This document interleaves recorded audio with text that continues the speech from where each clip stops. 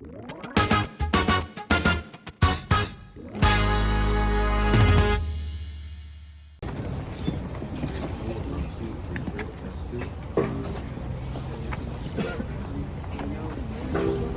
afternoon. I'm Ellen Michaels, counsel for Sherrone Moore. Mr. Moore is innocent of these charges. Today, on behalf of Mr. Moore, we filed a motion to quash the arrest warrant and dismiss the complaint. We've requested that this court grant a Franks hearing because this warrant was issued based on false and misleading statements presented as fact. We're confident the truth will come out in court under oath, where it belongs. Mr. Moore and his family respectfully ask for your privacy. Thank you. Sherrone, would you like to say anything? Can you comment, sir?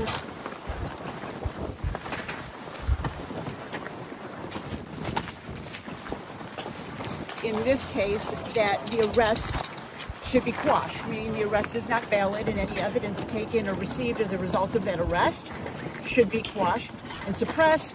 And also, we are asking that the complaint be dismissed. It's our belief, and you can read it in the motion, that without these misleading statements and omissions, there would be no probable cause for these charges. The motion's on file. You can read it.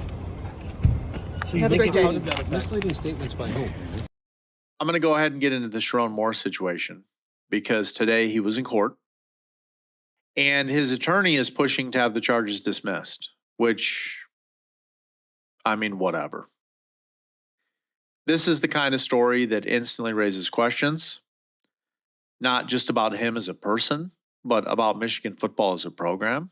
And it's a bit concerning because everybody's asking, is this situation going to tarnish the Wolverines for the next year, 2 years, maybe even into 2027?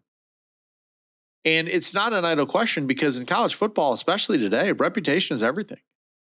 And so Sherrone was in court today with his attorney, and they are pushing to have his charges dismissed. I actually know his lead attorney pretty well. Joseph Simon. He actually his office is actually right across the street from Michigan Stadium. Like it's literally on the opposite side of the street. And you know, the interesting thing about the Sherrone Moore situation, before I get into the rest of what happened in court today, is that when the sign stealing stuff went on for Michigan fans, I think that Michigan fans felt like they were being treated unfairly. Because sign stealing goes on. It was going on long before the Connor Stallions thing. But I think that when Harbaugh got suspended right before the Penn State game by the Big Ten, Michigan fans felt vilified. They did not like that. There was a huge rallying support around Michigan at that time. And it wasn't just the fans, it was the players. If you remember when J.J. McCarthy and some other players tweeted out bet, Michigan fans were ready to destroy Pete Thamel, Heather Dinich. I mean, people were pissed. Paul Feinbaum. I mean, I remember when they had the Michigan-Ohio State game in Ann Arbor, Pete Thamel wouldn't even sit up at the college game day thing. He was being held privately while he was reporting because he felt threatened. And so that was a very different time. And then you have this, and I think a lot of fans wanted to move on from that. You know, finally, okay, we're a year removed. We've got a new quarterback in Bryce Underwood. Sherrone, we're moving forward. And then this happens. Totally outrageous, ridiculous. And you don't see Michigan fans going to war for this guy in this situation. I mean, everybody is this is despicable, immature. It literally sounds like something a teenage boy would do. Like who's being dumped. Who's being dumped by his girlfriend or something. Just something totally, you wouldn't expect a grown man who is one of the best jobs in college football, who makes millions of dollars a year, who's married with children to act like this. And so is this going to continue on? Is this going to trickle into next season and beyond? I think it's a fair question. And before I get into that further, the first thing I want to acknowledge is that Sherrone Moore is entitled to a defense. And this legal process is very much ongoing. And his attorney seeking a dismissal is a standard move. Okay, it's the kind of legal strategy that we see in these situations all the time with sports athletes.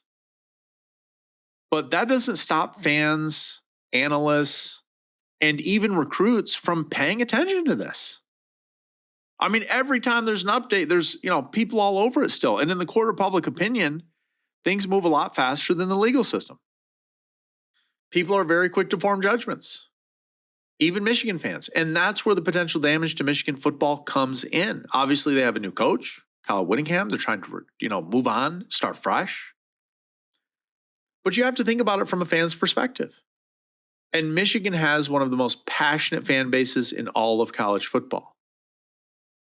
These are people who invest emotionally in every game, every season, every coaching decision. When news like this drops, it's impossible for fans not to worry about what it means for the program as a whole. Is it going to affect recruiting? Is it going to affect the perception of staff? Are they going to have to hear more about it? Opponents on X and social media and carrying on and Instagram comments and painting the program in a negative light. Even if somehow Moore's attorneys get this cleared or dismissed, is it going to linger on? And then we have the impact to players. College athletes are already under intense scrutiny on and off the field. It's just part of it. And so when you've got this sort of distraction, is it going to affect team preparation, even under Whittingham? I think players could feel pressure, media. It's kind of like that thing that just isn't going to go away. And it has a mental and emotional toll that could be significant, especially for younger athletes. You have to remember that college athletes are teenagers still, many of them. And they're playing in very high stakes environments. Now, Michigan is a blue blood program, one of the strongest programs in all of college football, but no team is immune to the ripple effects of off the field controversies. And this is a big one, a bad one. And so we need to consider what happens next. If the charges are dropped, that's one story. And it could serve as a reset button for the program, hopefully. But if this drags on, if this judge and the DA says, oh, no, buddy, we're not dropping anything. Or if, God forbid, additional developments occur, then this could be an ongoing thing. When the Mel Tucker stuff happened at Michigan State, one of the things that helped him, I think, was that he got out of Dodge. He sold his house. He moved. I don't even know where Mel Tucker is. I mean, that guy just went ghost. And had Sherrone Moore have gotten fired and just went home and talked to his wife about it and called it a day, that would have been the best thing for him. But getting in his car and getting a butter knife and carrying on and running through a church, that couldn't have been worse. Now this is the story. It wasn't even that he got fired. It's this. Irreparable in some ways. He could have found another job. Who knows, even by next season. Now? No. I mean, unless they get it dismissed somehow. And that's why I'm asking about the timing of this, because college football fans remember headlines. And if Michigan is chasing a title, like Kyle Whittingham says he wants to do in 2026 or 2027, is this the kind of news that's going to be a cloud hanging over the program? And it also raises questions about leadership and accountability. Because every decision from here on out, from public statements to internal team policies, is going to be scrutinized. Michigan needs to keep it squeaky clean. Because fans in college football at large are going to start watching closely to see whether Michigan takes the issues seriously or sweeps them under the rug, should another thing pop up. And that perception alone can shape how the program is viewed on a national scale. But here's the thing. Michigan football is bigger than Sherrone Moore. It's bigger than any one person. The Wolverines have built a legacy of success. They have a culture of excellence. They have a very passionate fan base that expects accountability and results, despite not getting it right now. But if it's handled properly, Moore's situation doesn't have to define the program. But if it's mismanaged anymore, it's going to leave lingering questions about how Michigan navigates challenges both on and off the field. It's just been too much. And so where does that leave us?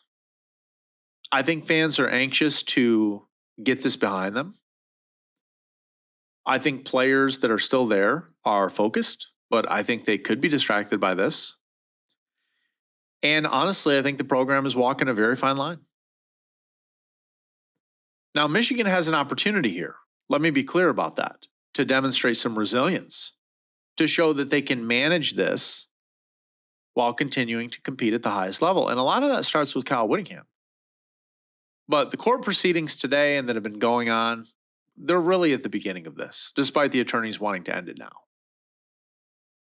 And I think everybody from coaches to recruits to boosters are going to still be paying attention to it closely.